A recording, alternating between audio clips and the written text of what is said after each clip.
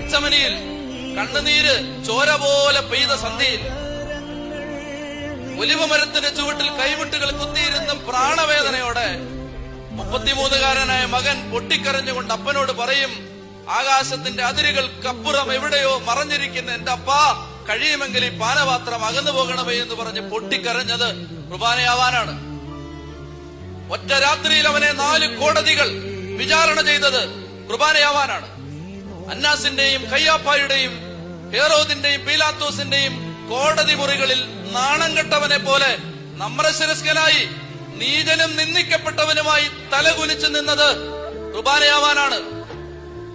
കൽത്തൂണിലേക്ക് കെട്ടിയിടപ്പെട്ട് കാരിരുമ്പിന്റെ കായബലമുള്ള പടയാളി ചാട്ടവാറുകൊണ്ട്, ചാട്ടവാർ എന്ന് പറയുമ്പോ ഉരുക്കിൻ കഷണങ്ങളും ഈയക്കട്ടകളും കാരിരുമ്പാണികളും ചേർത്തുണ്ടാക്കിയ ഒരു മാരകായുധമായിരുന്നു ചാട്ട. ആ ചാട്ട കൊണ്ട് 33-കാരനായ ഒരു ചെറുപ്പക്കാരന്റെ മൃദുല ശരീരത്തിലേക്ക് കാരിരുമ്പിന്റെ കരുത്തുള്ള പടയാളി ആഞ്ഞടിക്കുമ്പോ ഓരോ അടിയും അടി കൊള്ളുമ്പോൾ അടിക്ക് ശേഷം ചാട്ട തിരിച്ചു വരുമ്പോൾ മാംസക്കട്ടകൾ പറഞ്ഞു തൂങ്ങി ചാട്ടയോടൊപ്പം തിരികെ വരുന്ന മാരക മരണവേദന സഹിച്ചത് കുർബാനയാവാനാണ്.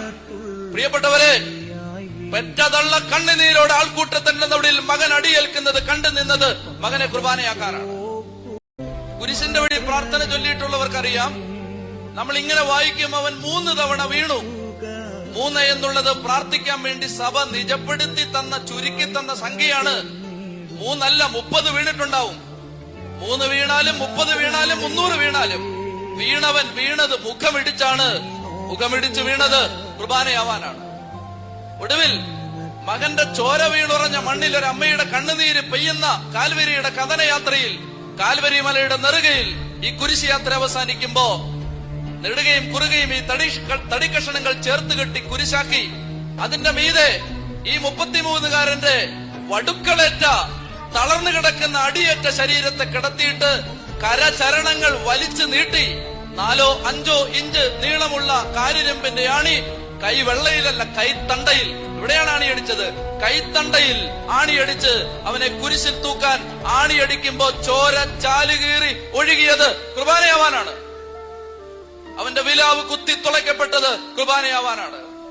മകൻ പ്രാണവേദന കൊണ്ട് നിലവിളിക്കുന്ന കുരിശുമരത്തിന്റെ താഴെ പെറ്റതള്ള ചങ്ക് പൊട്ടി നിന്നത് മകനെ കുർബാനയാക്കാനാണ്. അവന്റെ വിലാവിൽ നിന്ന് രക്തവും വെള്ളവും ഒഴുകിയത് കുർബാനയാവാനാണ്. അവന്റെ മുഖത്ത് കാറി തുപ്പുന്ന അനുഭവം അവൻ ഏറ്റത് കുർബാനയാവാനാണ്.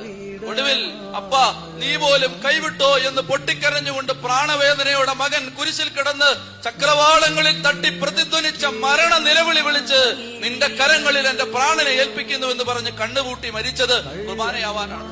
ദുഃഖം കണ്ണുനീരായി പെയ്ത ആ സായം സന്ധ്യയിൽ വാടിയ ചെമ്മിന്തണ്ട് പോലെ തളർന്നു കിടന്ന മകന്റെ മൃതദേഹത്തെ മടിയിൽ കിടത്തി പെറ്റതള്ള പൊട്ടി പൊട്ടി കരഞ്ഞത് മകനെ കുർബാനയാക്കാനാണ്. കടം വാങ്ങിയ കല്ലറയിൽ അവനെ അടക്കിയത് കുർബാനയാക്കാനാണ്. പ്രിയപ്പെട്ട സഹോദരങ്ങളെ, നിങ്ങൾ ശ്രദ്ധിച്ചേ, മരണവേദന എന്ന് പറഞ്ഞാൽ അത് കുറഞ്ഞു പോവും.